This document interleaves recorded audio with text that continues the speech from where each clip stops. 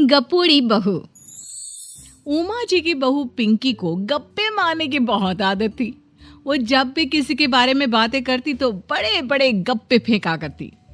आसपास के सब लोगों को पता था कि पिंकी बहुत बड़ी गपोड़ी बाज है। लोग उसकी बात पर विश्वास नहीं किया करते थे, लेकिन हाँ, उसकी बातें सुन सुनकर हंसते बहुत थे। अरे बहू, पड़ोस वाली शर्मा जी है ना, उनकी बेटी का जन्मदिन है, तुम भी चली जाना। ठीक है मम्मी जी, ये तो बता दो गिफ्ट में लेकर क्या जाना है। अरे लेकर क्या जाना है, 250 का लिफाफा दे देना, बस काफी है। अरे मम्मी जी, अच्छा लगेगा क्या? पड़ोसी है हमारे, हमें कुछ बड़ा लेकर जाना चाहिए। अरे बहू, इतना काफी है। जानती हैं आप, मेरे मायके में जब पड़ोस में किसी की बर्थडे होती थी ना, तो मम्मी कुछ ना कुछ गोल्ड का ही देकर भेजती थी। पड़ोसी के बर्थडे में सोना? कैसी बातें करती हो। और नहीं तो क्या, आपकी तरह थोड़ी ना लिफाफा पकड़ा दिया। पिंकी शर्मा जी की बेटी के जन्मदिन में चली जाती है। अरे आज तो बड़ी सुंदर लग रही हो साड़ी में। जी मैं तो लहंगा पहनकर आने वाली थी, मम्मी जी नहीं मानी। अरे बेटा, बर्थडे पार्टी में तो साड़ी चल जाती है, मेरा मतलब कोई शादी थोड़ी ना है। कैसी बात कर रही हैं आप आंटी जी? मेरे मायके में तो छोटे छोटे फंक्शन भी हम लोग लहंगा बनवाते थे बुटीक से, डिजाइन करवाकर। चाहे पड़ोस में किसी का जन्मदिन हो, मेरी मम्मी हमेशा बुटीक से नया लहंगा डिजाइन करवाती थी। मैंने तो ऐसा कहीं नहीं देखा। ये तो तुमने आज बड़े कमाल की बात बताई। अरे जाने दीजिए, कोई बात नहीं। और बताइए, आपकी बेटी नजर नहीं आ रही। अरे भाभी, मैं यहाँ हूँ। ये देखिए मेरा ड्रेस कैसा लग रहा है। ठीक ही है, मतलब बर्थडे के हिसाब से थोड़ा हल्का है ना। अरे भाभी, इतना सुंदर गाउन पहना है मैंने। मैं ना शादी से पहले अपने बर्थडे पर हमेशा जरी वाला लहंगा पहना करती थी। यही मैं तुम्हारी मम्मी को भी बता रही थी। इसके बाद केक काटने का प्रोग्राम शुरू होता है। सब लोग इकट्ठे हो जाते हैं। शर्मा जी की बेटी का केक देखकर पिंकी से रहा नहीं जाता। उसके अंदर का गपोड़ी बाज बाहर निकल कर आ जाता है। अरे इतना छोटा सा केक! अरे बेटा, मेहमानों के हिसाब से ही है, जितने लोग इतना बड़ा केक। आंटी जी, कम से कम 4 या 5 मंजिल वाला केक तो बनाना चाहिए था। आपकी बेटी का बर्थडे रोज रोज थोड़ी ना आता है।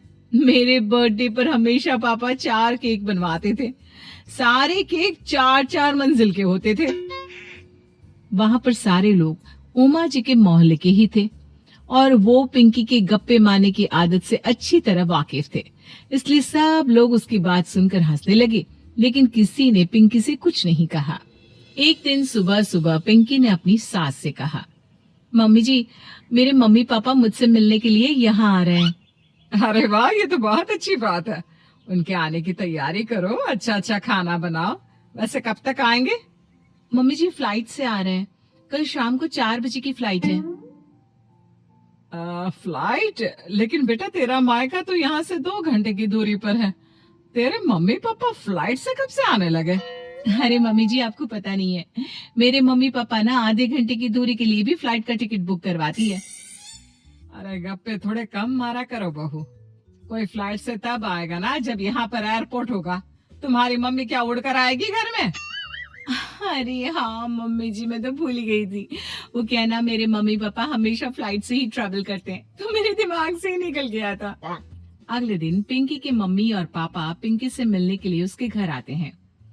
आइए आइए जी, आपका बहुत बहुत स्वागत है। और समदन जी, हमारी बेटे की कोई शिकायत तो नहीं ना? ठीक से संभाल लिया है ना आपका घर? अरे मेरी बहू बहुत समझदार है, घर का काम बहुत अच्छे तरीके से करती है। बस थोड़ा ज्यादा बोलने की आदत है उसे, आपको परेशान करती होगी ना? बात तो आपकी सही है, उसकी थोड़ा ज्यादा नहीं बहुत ज्यादा बोलने की आदत है। लेकिन कोई बात नहीं, आपकी बेटी दिल की बहुत अच्छी है, बस थोड़ा बोलती ही तो ज्यादा है। पिंकी बेटा, इधर आओ, देखो तुम्हारे मम्मी पापा आए हैं।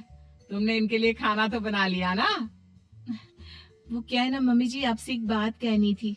हाँ हाँ, बोलो बहू, क्या बात है, डरने की कोई जरूरत नहीं। वो मम्मी जी, मैंने सोचा मम्मी पापा आए हैं तो खाना बाहर से मंगवा लेती हूँ।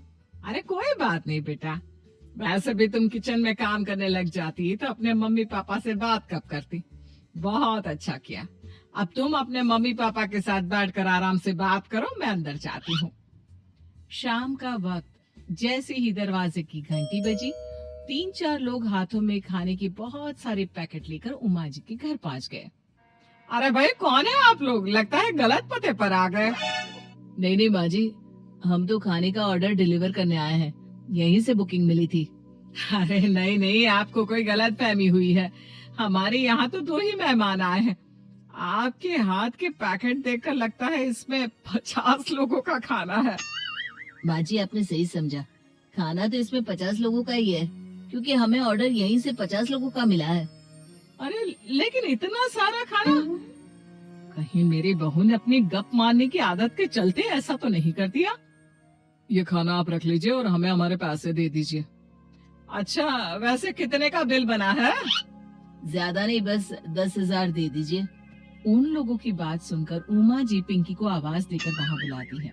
जैसे ही पिंकी वहाँ आती है, खुश होते हुए उन लोगों को वहाँ पर खाना रखने के लिए कहती है। अरे इतना सारा खाना क्यों मंगवाया बहू? अरे मम्मी जी, मैंने आपको बताया तो था, मम्मी पापा आए हैं तो मैं खाना बाहर से मंगवा रही हूँ। ये बात सही है बेटा, लेकिन 2 लोगों के लिए 50 लोगों का खाना? अरे मम्मी जी, कुछ कम पड़ जाए तो अच्छे थोड़ी ना लगता है, और मेरे मायके में तो ऐसा ही होता है, एक्स्ट्रा खाना मंगवाते हैं हम लोग। तभी पिंकी के मम्मी और पापा वहाँ पर आते हैं। अरे बेटा, एक्स्ट्रा खाना मंगवाने का मतलब ये थोड़ी ना होता है कि 2 लोगों के खाने के लिए 50 लोगों का खाना मंगवा लो। और बेटा, तुम्हारी गप मारने की आदत के चलते 10,000 का बिल आया है, तुम्हें नहीं लगता ये गलत है? देखो बहू, बढ़ा चढ़ाकर बातें करना अपनी जगह, लेकिन इतनी बड़ी बड़ी फेंकना भी गलत है ना। पहली बात तो इतने सारे पैसे लगे, और दूसरी बात खाना वेस्ट होगा। आप लोग ठीक कहते हैं, मैं आज के बाद अपनी इस आदत को कंट्रोल करने की कोशिश करूंगी और अब से गप थोड़ी कम मारा करूंगी। पिंकी की बात सुनकर सब लोग हंसने लगे।